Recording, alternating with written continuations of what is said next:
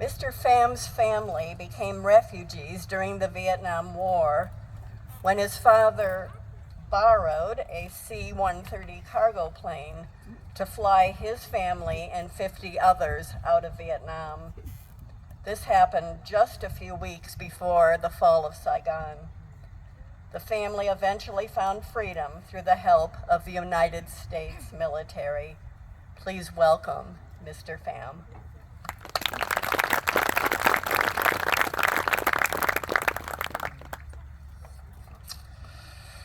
I want to thank you. My legal name is Phi, and last name Pham, so growing up it's Phi Phi Pho Pham. And so I go by Philip because Phi is very hard for people to pronounce when they see me. They're like, hi Phi. It's like the Greek symbol, isn't it? So not at all. Anyways, I want to thank you for being invited back here a few years ago. I'm asked to speak at events like this, and I'll share a little more detail on my family here and how it fits in with the theme for today. My father, Pham Quan Kim, he was a first lieutenant for the VNAF, which is the South Vietnamese Air Force, which is the same ally with the United States. He was trained by the United States Air Force. He did language school at Lackland Air Force Base in 1969, and he did flight and military training at Randolph and Keesler Air Force Base. Towards the end of the war, around 1974 and 1975, my father felt, if Saigon falls, if we are not the first people to leave, then we definitely will not be the second. So how do you steal a plane or borrow a plane?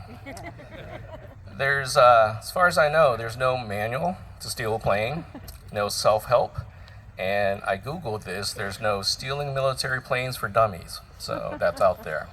So let me share with you how this heist took place.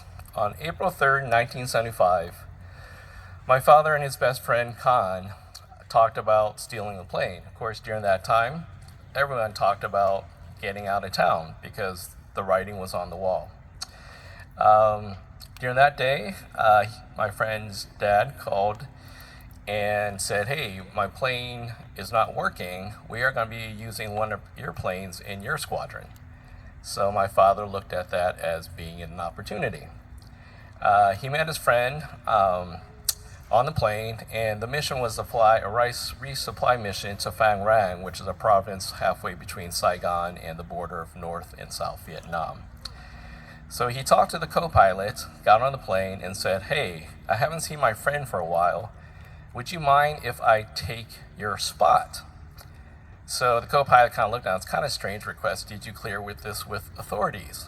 Wink, wink. Sure, I did. So it happened to be that co-pilot wanted to go on a date that day, and he said, I'd rather go on this date because I may not see this lovely lady again.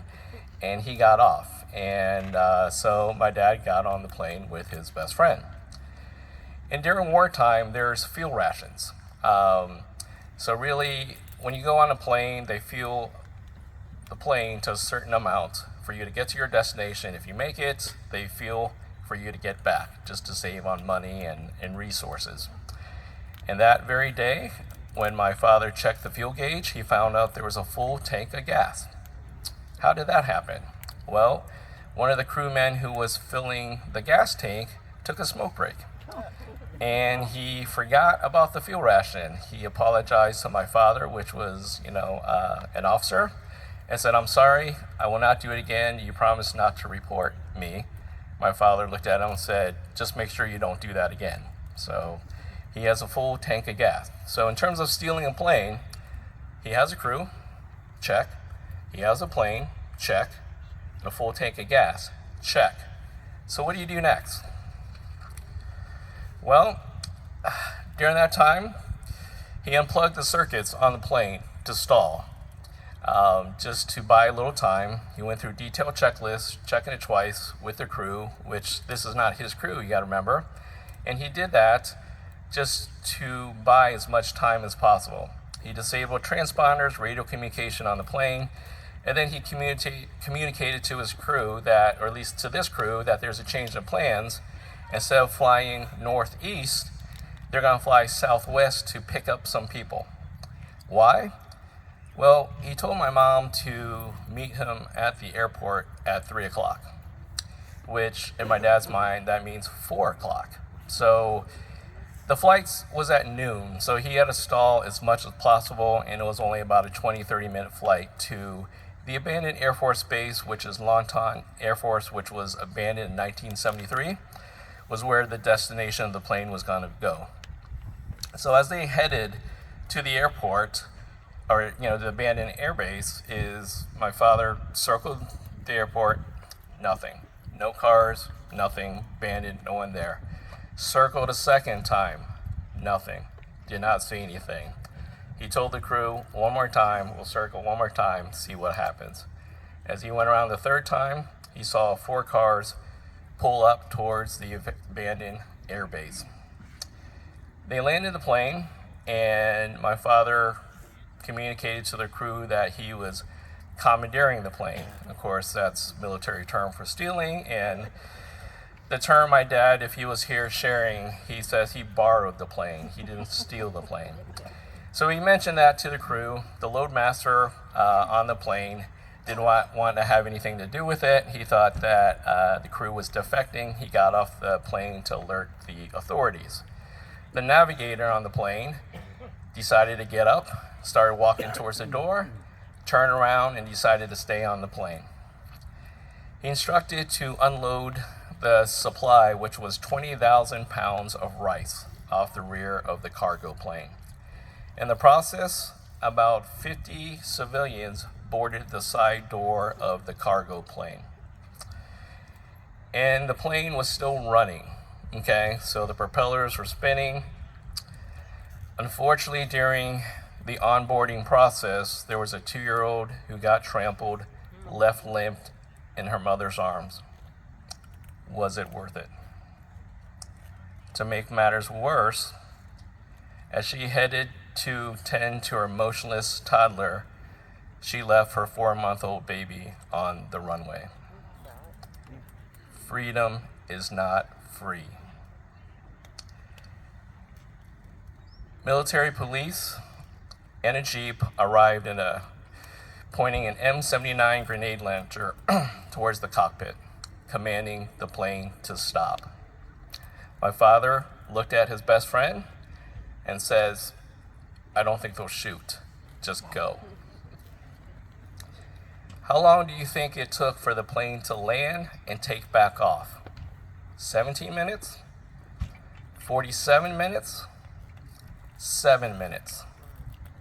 It took 7 minutes. The plane did not stop.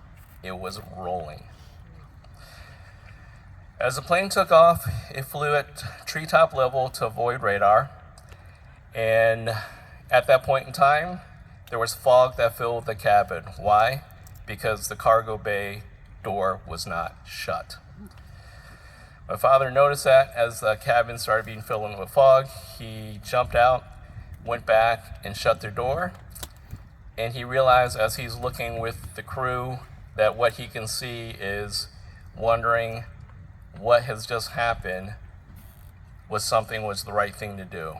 Everyone on the plane was stunned, shell-shocked, pale white, and second-guessing the decision for that. When you steal a plane, they didn't even have a map, okay? Because when you try to fly to nearby countries, Cambodia, Thailand, Laos, they're unfriendly. They're all communist-taken countries. The navigator who was about to leave the plane pulled out a map in his back pocket. He himself was planning an escape mission himself and wanting to go to Singapore, which was where the map that he had with him. As the plane went into international waters, they turned back on radio communication. When radio communication turned on, they heard the Vietnamese government saying that they shot down the C-130. Why do you think the government announced that? They announced that to make sure that no one else is going to leave the country at that time. That's why they did that. They landed in the International Civilian Airport, not a military base. So as they landed with Singapore authorities, they sought political asylum. However, they got arrested for illegally entering the country. Imagine that, getting arrested for entering illegally in a country. As Singapore authorities notified the South Vietnamese government that they had people in a stolen plane in their country. The Vietnamese government was going to send military police to bring back the plane, bring back the 50 plus people on the plane, and also try my father and his best friend as war criminals with treason. When they spent time in jail in Singapore, somehow my father had a phone number. There was a missionary that visited Vietnam during the war. He gave him his phone number and told my dad, Kim, if you're ever in the United States, give me a call, or if you ever need anything, give me a call. So at 3 o'clock in the morning, he called Prussia, Pennsylvania, talked to this person, Mr. Pindell. Didn't realize that he was the head of the World Relief Mission, which is a group that works with a lot of refugees. My dad told him that I'm kind of in a bind here. We're arrested in Singapore and we don't know what to do. They wired $20,000 to post bail for my family and other people. And then they also sent an attorney to negotiate the release of the refugees. A few days later, April 30th, 1975, Saigon fell to the North Vietnamese government. Eventually, the U.S. took my family in as refugees and made it to Camp Pendleton, which is in San Diego, California. Many churches throughout the country sponsored a lot of the families and the people that were on that plane. We finally got to the land of the free, the United States of America. When he got here to the United States, being sponsored, he had to get recertified, go through flight training, and become a pilot again. He was offered to become a pilot for a small regional company called Piedmont, which later became U.S. Airways.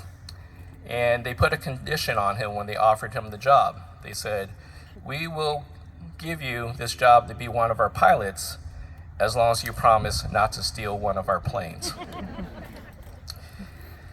So what happened to that plane?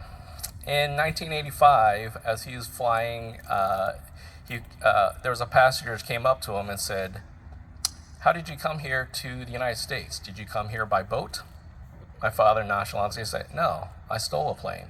So what he didn't know was the gentleman that he spoke to was one of the commanders at Selfridge Air National Guard, which is about 45 minutes here. They had possession of that C-130 plane that was stolen. They brought our family up to do a 10-year reunion. A few years later, they retired that plane. That plane was acquired by the Smithsonian Air and Space Museum. And then in 2020, during the COVID shutdown, that plane got transferred to the National Warplane Museum in upstate New York, and it's now known as Lady Saigon, or Saigon Lady. And in April, there'll be the 50th anniversary, so if you want to take a road trip, you'll be able to see the plane. So why is this story significant? It's significant because the names on the walls, the POWs, MIAs, did not just mean something to our family, it meant everything to our family. Without them, we would not have what we have today. So when I learned the true meaning of love, similar to the Gold Star verse there, my verse is 1 John 3:16, not John 3:16, but 1 John 3:16. This is how it reads. This is how we know what love is. Jesus Christ laid down his life for us, and we ought to lay down our lives for our brothers and sisters. Although I'm a professed Christian, believe in God for many years, the belief in God was up here in my head. It wasn't until recently getting involved with these veteran groups where it became real to me in my heart. So what did I learn over the years? There was no hero's welcome for the Vietnam War. No one wanted to talk about it, which was what was referenced earlier. The soldiers were ignored, spit on, accused of being baby killers. This is not the American soldier our family knows. If I can ask those who are in the audience today who are able to stand up or raise their hand who fought in the Vietnam War or served in the Vietnam War. Okay. I'm going to read this.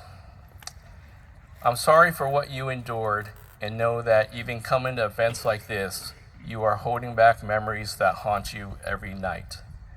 People around you see what you want them to see.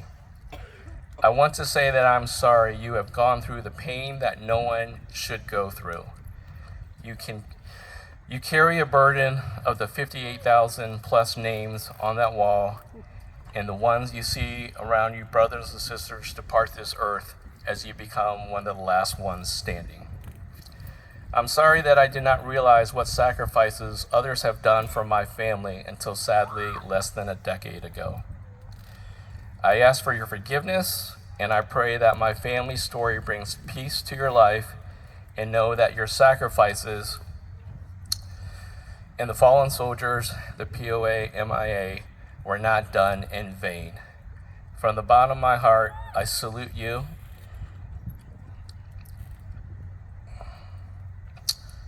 For those who made the sacrifice for my family. What are the chances of everything? Please be seated. Thank you. What are the chances of everything falling into place to steal a military plane? This is not about a piece of history, but it is his story. You were not in Vietnam by accident. You are not here today by accident. How do I know? The baby who was left behind on April 3rd, 1975, is standing before you today, sharing how grateful he is living in the United States of America because of the United States military that laid out their lives, not only for their own brothers and sisters, but for strangers in a foreign land. Thank you.